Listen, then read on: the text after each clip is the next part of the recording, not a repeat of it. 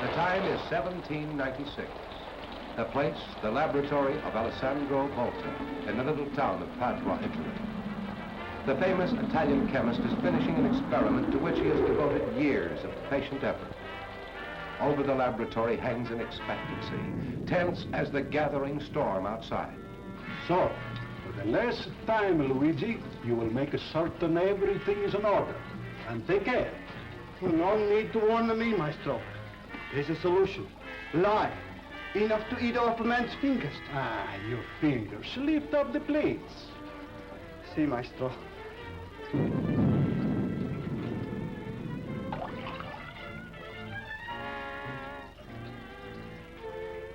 Zinc, copper, zinc, copper, zinc, copper. And the leather separators all in place, eh? That is good. Now we will proceed.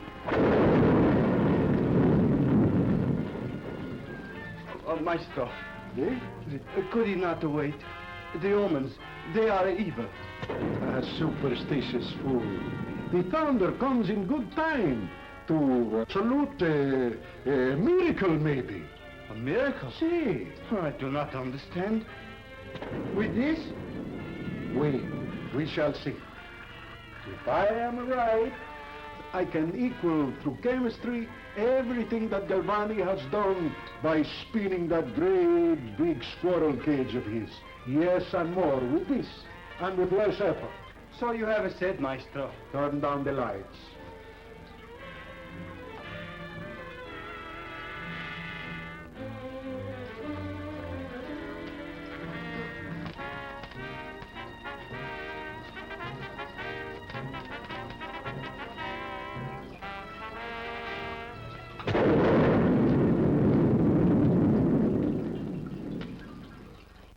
"60 years later, a French scientist, Gaston Pont, proudly announces another achievement in this chemical magic. To Professor Volta, we owe much, but it was only the beginning.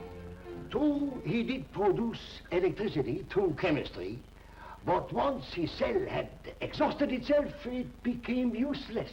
It could not be revitalized. And with your discovery? My cell, when exhausted, it can be recharged over and over again. Perhaps you should tell us how. And remember, we are bankers, not scientists. In the magic of electricity, we are all amateurs. There is so much we do not know, perhaps never will. There is not a man alive that knows what electricity really. But you know how it behaves? To a degree only. I shall show you in my sketch. Today we know, as Volta suspected, that this electricity is formed through the action of a corrosive solution on two separated metal plates of differing character. Volta used plates of copper and zinc with a solution of lye. We use plates of differing types of lead in a solution of sulfuric acid. The solution affects the two metal plates, but in varying degree, creating an electrical pressure. This pressure, we know, has a flow from one plate, which we call negative, to the other, which we call positive.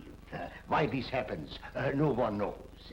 But we do know, however, that as more and more of the current is used, more and more of the acid goes into the plates, until finally the solution becomes extremely dilute and the cell becomes exhausted. However, all the elements are still there, ready to be reused. We have to but reverse the process, return the electric current into the cell, dive the sulfuric acid out of the plates back into the solution. Finally, the cell is completely revitalized, ready to be used again. And thus, gentlemen, we have here indeed the box of magic power to be transported anywhere, to be put to work. And when exhausted, it can be recharged or so on, over and over again. And how do you get it, as you say, recharge? Oh, various ways, but best of all, mechanical generation. How long does that require? An hour? A day? A week? At the present moment, it requires several months. Months? Oh, gentlemen, With more experiment and more work, we surely hope to gain our goal in the very near future. The dream of the box of magic force was still a dream. There was still much experiment ahead, much work to be done, before that hope became a practical accomplishment. Years passed, new names were linked with new achievements, new processes, plates coated with chemical lead paste, refinements in electrolytic solutions and battery acids, reduced charging time, increased capacities. And then over the horizon of inventive genius came a new creation, the horseless carriage. And overnight, America became motor-minded. Skeptics called it the rich man's toy and yelled, "Get a horse!" But though the gas buggies sputtered and smoked and stalled and smelled, once America took to motoring, there was no stopping. Those pioneers had steel in their souls, in their good right arms, too. And they needed it, but not for long. Under the spurring lash of incentive, self-cranking was on the way, a mechanical right arm powered by a magic box. And here it is as of 1917. Wooden case, open top, all for only $90. Time and progress marched on. Here's the 1924 model, $46. But of course not nearly as powerful as today's modern battery, which costs 1/4 that price. Here indeed the dreams and the hopes, the patient experiment of Volta and Plant, and a host of others have grown to realization. The crude and feeble elements of a century and a half ago have been transformed into multiple cells, each containing many plates. Yet the basic principle remains the same. It's still the magic box. Nobody knows even today exactly why it works. In practical function, it becomes a storage tank serving a variety of outlets. Obviously, at this rate, the tank soon would be exhausted were it not for a pump, which operates to keep the supply at constant level. Interpreted into practical operation, the storage battery is the supply tank of electricity, feeding a variety of accessories and being constantly resupplied by the generator. Every motor car carries its own complete powerhouse, and so faithfully does it perform that we're apt to take it for granted, never realizing the magnitude of its job. Today, after a century and a half, the storage battery has earned a high place in our modern civilization. And from whence comes this modern magic?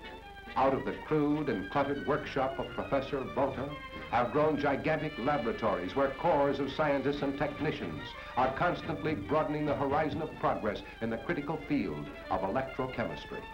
Progress in paste compounds, in electrolytic agents, in metallurgy, plastics, and in the broad scope of design. Progress in countless dynamic details, most of them far beyond the understanding of the lay motoring mind, but all vital contributions in advancing Atlas batteries to their pinnacle position as the modern magic box. And what's the payoff? Let's examine a few of the Atlas constructional superiorities which have grown out of this research and development. Features of quality and value which stand behind Atlas performance. There's the grid of an Atlas plate. Not very spectacular, is it? Or is it? Look closer. Notice the taper of grid structural members, increasing in size as they approach the plate post. Greater strength, sure. But more important, designed for increased electrical carrying capacity as the accumulated current approaches the post outlet. Look at the grid itself. Looks like a ladder. Ah, but those lattice members are staggered to hold more electrochemical material more securely. Even the grid members are ingeniously shaped for retentive strength, yet to expose more active material service to the electrolyte. Just details, certainly, but highly important factors in power and performance. Intensive research revealed the primary reason why batteries wear out, what happens during the months of charging and recharging, secrets hidden inside the battery case. The mystery of plate shedding was exposed as resulting from the scouring action of a constant stream of bubbles washing up the face of the plates, wearing away the active plate material. Out of this research came the fiberglass retainer mats, which effectively resist plate shedding and thus greatly prolong the useful life of the aristocrats of the Atlas line. Also the protecto valve, simple but positive protection against overfilling. In this laboratory are facilities for putting batteries through the abuse of rough road country driving. 1,000 miles, 10,000 miles, years of exaggerated punishment crowded into weeks. and all under the critical scrutiny of technicians. Engineering factual research also reveals the grim fallacy of judging battery value by appearance or low price tag. Here's an Atlas and a so-called bargain competitor. Outwardly, they look about alike. But look deeper. There's the answer. Short plates. Compared with the Atlas, it's like sending a boy to do a man-sized job. Now what do you think of that bargain battery?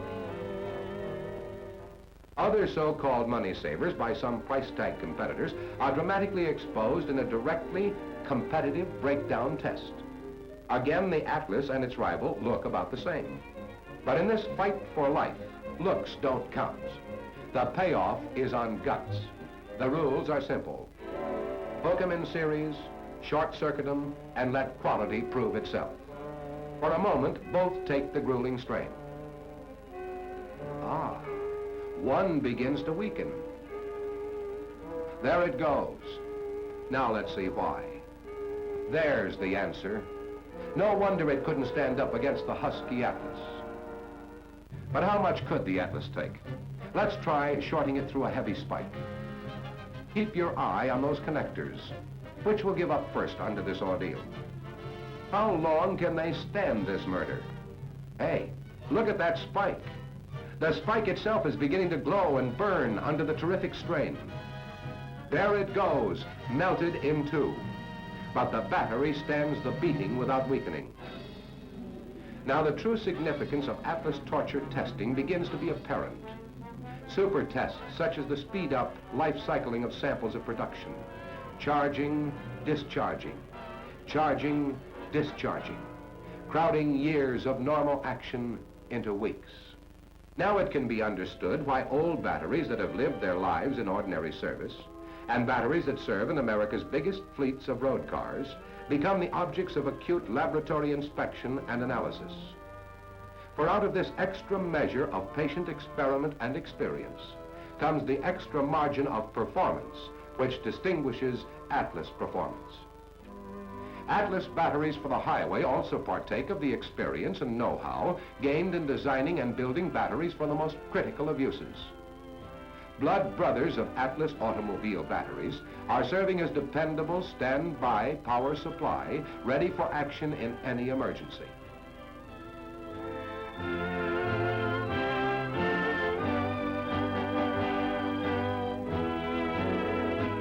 Others have the no less important task of powering the radio, lights, instruments, and many other electrically operated features of transport airliners. They range in size from this giant, which powers one of the underseas dreadnoughts of the silent service, to this mighty midget, designed for use where size and weight are paramount considerations. Others of that same illustrious family fought around the world, vitalizing the eyes and brains and the fist of the greatest armament in the history of the world. Thus, out of the unceasing scientific experiment and research, the constant betterment of yesterday's best, comes progress in the laboratory today, on the production line tomorrow.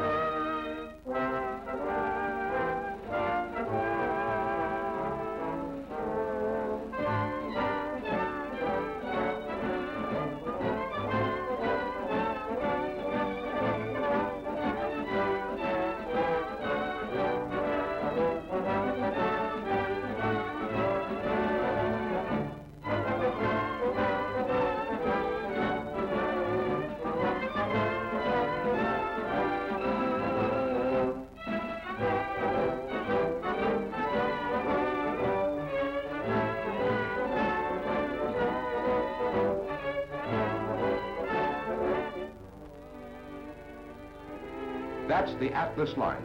Compact, but a team that's mighty tough to beat. A type to fit the purpose and pocket of every motorist you serve. Over the years of modern motoring, Atlas has won recognition and success outstanding in all motordom.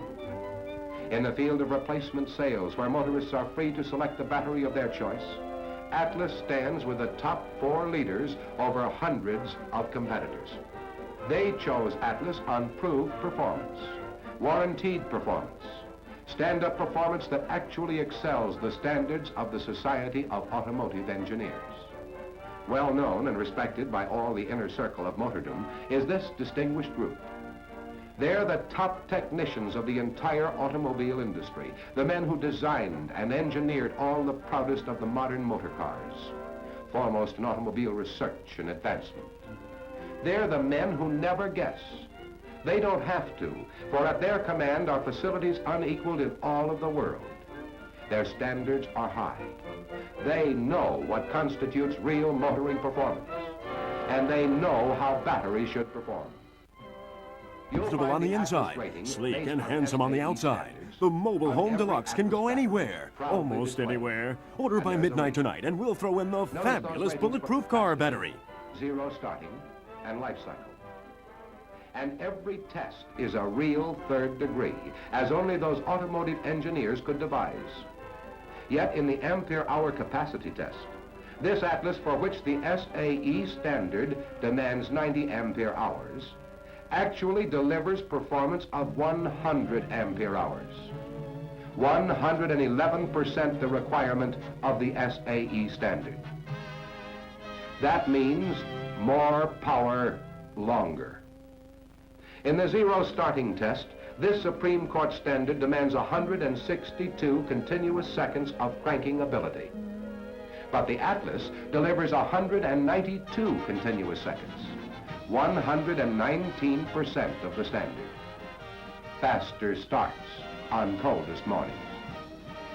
In the all-important light test, SAE standards demand 269 complete cycles of charging and discharging to merit approval, whereas the Atlas actually delivers 475 cycles, or 177% of the standard. Extra months of dependable service. Yes, the Atlas wears its SAE standard ratings proudly, and those are the reasons. No wonder it carries with it a written warranty of satisfaction on the road. Hey, what's this? Another test? Well, certainly not very scientific, but mighty impressive. They're going to try to start all those cars simultaneously from one Atlas battery. All ready? Ignition on, kick the starter, and there they go. That's power for you. Now what? Some new winter starting idea? No, it looks more like something for Ripley. A real, believe it or not. There's nothing unusual about a battery with power to turn the engine, but here's a battery that lifts the entire car right off the ground. Most everyone at one time or another has run his car on battery power alone. Shift into high gear, step on the starter, and go ahead. But look at this. It's no trick to build a car that will pull a battery, but to build a battery that will pull not 1, but 15 cars, that takes power and stamina. Scientists will turn up their noses at this, but to the man on the street, it speaks louder than any technical treatise. How much punishment will one of these Atlas batteries take? The SAE never imagined such a test as this, but even they would get a kick out of seeing it. Fire when ready.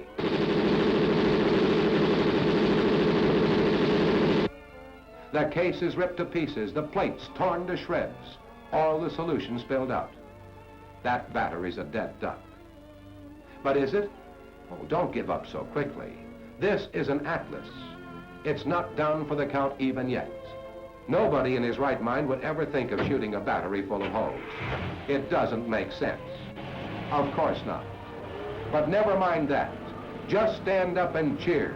You've just met the champion.